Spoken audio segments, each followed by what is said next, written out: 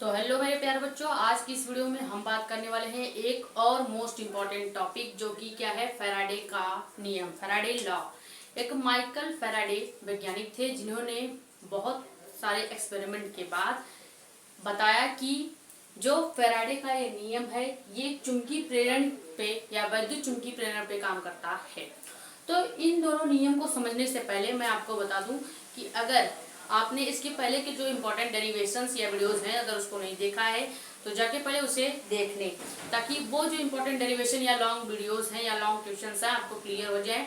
और अगर आप हमारी वीडियो पर नए हैं तो वीडियो को लाइक करके चैनल को सब्सक्राइब कर दें, साथ ही साथ बेल आइकन को कर दें प्रेस, ताकि आपके पास हमारी जो वीडियोस है वो सबसे पहले पहुंचे।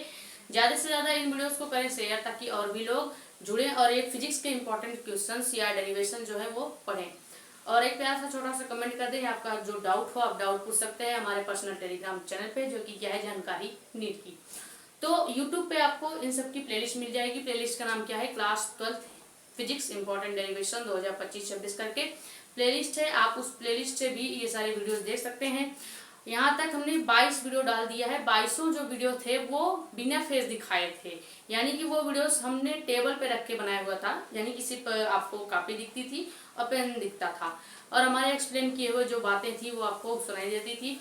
लेकिन अब से जो वीडियोस आएंगी वो आएंगी आपके इस व्हाइट बोर्ड पे और मार्कर के साथ, साथ ही साथ मैं खुद आपको एक्सप्लेन करूंगी ये सारी वीडियोस। तो चलिए आप स्टार्ट करते हैं। सबसे पहले फैराडे का वैद्युत चुंबकीय प्रेरण का नियम, जो कि किस पर है, जो कि वैद्युत चुंबकीय प्रेरण चैप्टर से है और वैद्युत चुंबकीय प्रेरण पर ही काम करता है। सबसे पहले जो फैराडे का प्रथम नियम है ये क्या कहता है ये जाने। मानेंगे कि ये कोई आपका क्या है, एक कुंडली है और ये कोई आपका चुंबक है। ठीक, आपको चुंबक ऐसे ही मिलता है जिसमें एक नॉर्थ एंड साउथ पोल होते हैं और आपका ये कुंडली है। मानेंगे कि क्या, कि जब किसी परिपथ के बद्ध चुंबकीय फ्लक्स में परिवर्तन होता है। मान लीजिए कोई आपका कुंडली है और कुंडली पे आप जैसे ही चुंबक को कुंडली के पास लाते हैं तो चुंबक और कुंडली के बीच एक आपेक्षिक गति उत्पन्न हो जाती है। इस आपेक्षिक गति के कारण इनके बीच एक वैद्युत वाहक बल उत्पन्न होता है। इस वैद्युत वाहक बल के उत्पन्न होने के कारण आप देखेंगे कि इनमें एक धारा उत्पन्न हो जाती है। उसी धारा को हम कहते हैं क्या, वैद्युत चुंबकीय प्रेरण या प्रेरित धारा। ठीक, इसी और इस पूरे प्रक्रिया को हम क्या कहते हैं, वैद्युत चुंबकीय प्रेरण। इतनी चीजें आपको क्लियर है। इस पूरे प्रक्रिया को हम कहते हैं वैद्युत चुंबकीय प्रेरण। अब यही चीजें हमने यहाँ पे परिभाषा में लिख रखी है, यानी कि फैराडे का प्रथम नियम जो है वो इसी पे आधारित है कि वैद्युत चुंबकीय प्रेरण क्या है, कि जो वैद्युत चुंबकीय प्रेरण की घटनाएं हैं वो क्या है। ये जो घटना हमने आपको बताई कि हम कोई कुंडली ले रहे हैं और उसपे क्या ले रहे हैं, एक चुंबक। जब हम इस चुंबक को आपको इस कुंडली के पास ले आएंगे तो क्या होगा, इसकी नॉर्थ और साउथ पोल जो है, जैसे हम इसके पास ले आएंगे तो उससे निकलने वाली जितनी भी चुंबकीय फ्लक्स है इसके इधर पार चली जाएंगी, जिस वजह से क्या होगा, जिस वजह से ये जितना ही इसके पास आता जाएगा, यानी कुंडली के जितना भी पास आता जाएगा उतना ज्यादा चुंबकीय फ्लक्स में बढ़ते जाएंगे। और जैसे ही आप ये कुंडली से दूर करेंगे इस चुंबक को, तो जो लगने वाला फ्लक्स है या जो फ्लक्स लग रहे हैं वो भी दूर हो जाएंगे। तो वही चीजें मैं यहाँ पे परिभाषा में लिख रखी है, कुछ ज्यादा डिफिकल्ट नहीं है। सबसे पहले क्या है कि प्रथम नियम यह कहता है कि जब किसी परिपथ से बद्ध, यानी मान लीजिए कोई एक हमने परिपथ ले लिया, उस परिपथ से बद्ध चुंबकीय फ्लक्स के परिवर्तन होता है। जब भी हम कोई भी परिपथ से बद्ध चुंबकीय फ्लक्स में परिवर्तन करते हैं, यानी कि जैसे कुंडली से हमने चुंबक को दूर किया तो चुंबकीय फ्लक्स भी परिवर्तित होगा, यानी कि चुंबक जब पास आ रहे हैं तो चुंबकीय फ्लक्स ज्यादा जा रहे हैं इधर साइड, लेकिन जैसे ही चुंबक दूर जा रहा है तो चुंबकीय फ्लक्स भी दूर जा रहा है। यानी हमने क्या कर दिया कि चुंबकीय फ्लक्स में परिवर्तन होता है तो परिपथ में एक क्या होगा, वैद्युत वाहक बल। यही तो हमने बताया कि वैद्युत वाहक बल जनरेट होता है या उत्पन्न होता है, तथा इसके कारण परिपथ में एक क्या होगी, धारा उत्पन्न होगी, जिसको हम कहेंगे प्रेरित धारा या प्रेरण धारा। ठीक है, प्रेरित धारा उत्पन्न हो जाती है। यह धारा तब तक प्रवाहित होती है जब तक कि हम कुंडली से चुंबक को दूर नहीं कर लेते। ठीक है, तो वही है, ये धारा तब तक प्रवाहित होगी जब तक हम चुंबकीय फ्लक्स में परिवर्तन या जब तक हम चुंबकीय फ्लक्स में परिवर्तन नहीं कर देते। अब इसका एक डायग्राम है, डायग्राम को क्लियर करते हैं।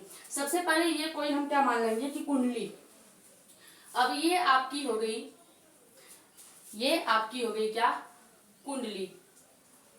अब ये कोई कुंडली है और यहाँ पे हमने एक ले लिया क्या, चुंबक। जैसे कि हमने अभी आपको जस्ट बताया वही डायग्राम हम क्लियर करेंगे। ये आपका कोई नॉर्थ पोल और ये आपका साउथ पोल, ये है आपका चुंबक, ठीक है, और ये है आपकी कुंडली।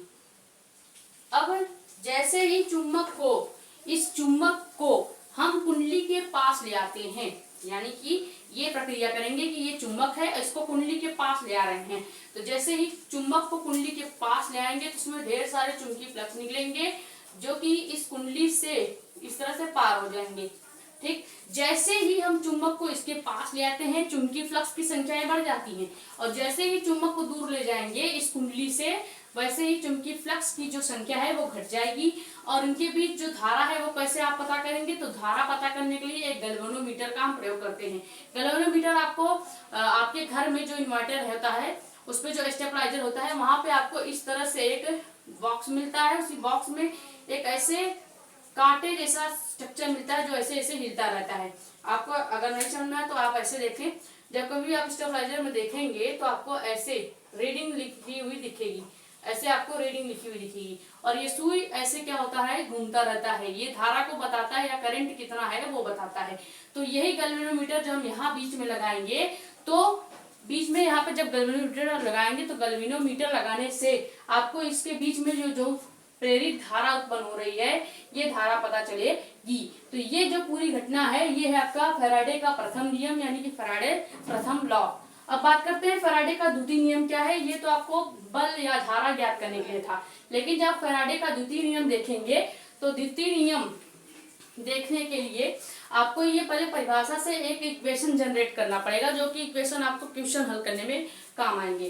द्वितीय नियम कहता है कि प्रेरित वैद्युत वाहक बल जो E है उसका मान चुंबकीय फ्लक्स फाई डेल फाई के परिवर्तन के ऋणात्मक दर डेल टी के बराबर होता है। अब इक्वेशन कैसे जनरेट होगा, सबसे पहले प्रेरित वैद्युत वाहक बल हमने क्या बोला E, यानी प्रेरित वैद्युत वाहक बल E बराबर किसके, फाई डेल फाई बटे डेल टी के, और इसके ऋणात्मक दर के बराबर है, यानी यहाँ पे क्या लग जाएगा आपका माइनस लग जाएगा।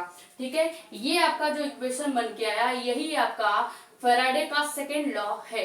अब चूंकि हम जानते हैं क्या, भाई हम बहुत जानकार हैं तो हम जानते क्या है, हम जानते हैं कि डेल फाई बराबर क्या होता है, फाई टू फाई, यहाँ पे थीटा लिख दिए, phi two minus phi one, और डेल टी बराबर क्या होता है, डेल टी बराबर होता है आपका T two minus T one. तो वही चीज यहाँ पे हम क्या कर देंगे, लिख देंगे, यानी कि इसी एक फॉर्मूले को हम ऐसे भी लिख सकते हैं, कैसे कि E बराबर minus phi two minus phi one बटे T two minus T one. ये आपका हो गया फैराडे का ही नियम जो है, उसी को हम इस प्रकार से भी लिख सकते हैं, यानी कि फैराडे का नियम का जो ये फॉर्मूला है, पहला आपका क्या हो गया कि वैद्युत वाहक बल जो है वो चुंबकीय फ्लक्स डेल या फाई डेल फाई बटे परिवर्तन के ऋणात्मक, ये ऋणात्मक दर हो गया उसके बराबर होता है, ऋणात्मक दर क्या होगा, डेल टी के ऋणात्मक बराबर होता है। ये आपका फॉर्मूला है, इसी फॉर्मूले को हम ऐसे भी लिख सकते हैं कि E बराबर minus phi two minus phi one बटे del T two minus T one. ठीक है, अब यहाँ पे एक आपको केस जानना जरूरी है, जो कि क्या है कि अगर ये तो हो गया क्या कि phi two minus phi one आपको दिया हो या खाली डेल फाई दिया हो, तब आपको निकालने के लिए, अगर आपको यही चुंबकीय जो क्षेत्र है उसको कब निकालने के लिए कहे, जब कुंडली में फेरों की संख्या क्या हो जाए, n हो जाए। अब जब कुंडली में फेरों की संख्या n हो जाती है तब हम कैसे चुंबकीय फ्लक्स ज्ञात करेंगे, तो यहाँ पे हम क्या लेंगे कि यदि कुंडली में फेरों की संख्या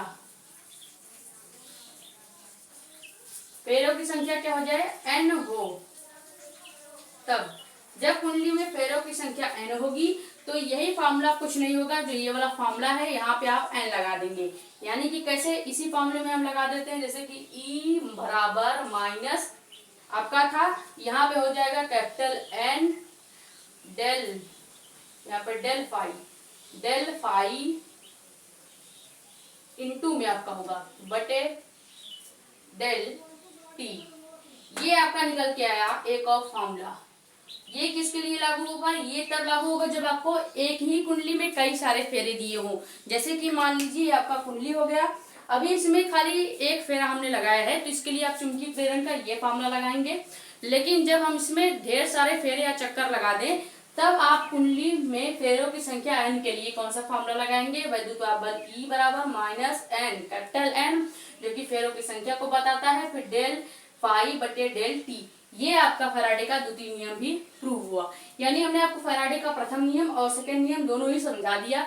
सबसे पहले फिर से समझाते हैं प्रथम नियम क्या कहता है। जब किसी परिपथ में बद्ध चुंबकीय फ्लक्स में परिवर्तन होता है तो परिपथ में एक क्या होगा? वैद्युत वाहक बल उत्पन्न हो जाता है तथा उसके कारण परिपथ में प्रेरित धारा उत्पन्न होती है। और यही जो प्रेरित धारा उत्पन्न होने की घटना है, इसी को हमने नाम दिया फैराडे का प्रथम नियम। सेकंड नियम क्या कहता है कि प्रेरित विद्युत वाहक बल E का मान जो है वो चुंबकीय फ्लक्स के परिवर्तन के ऋणात्मक दर के बराबर होता है, जो कि यहाँ पे हमने फॉर्मूला भी प्रूव कर दिया। तो ये उम्मीद है आपको ये वीडियो जो है वो पसंद आई होगी, या ये आपको वीडियो जो है वो समझ में आई होगी।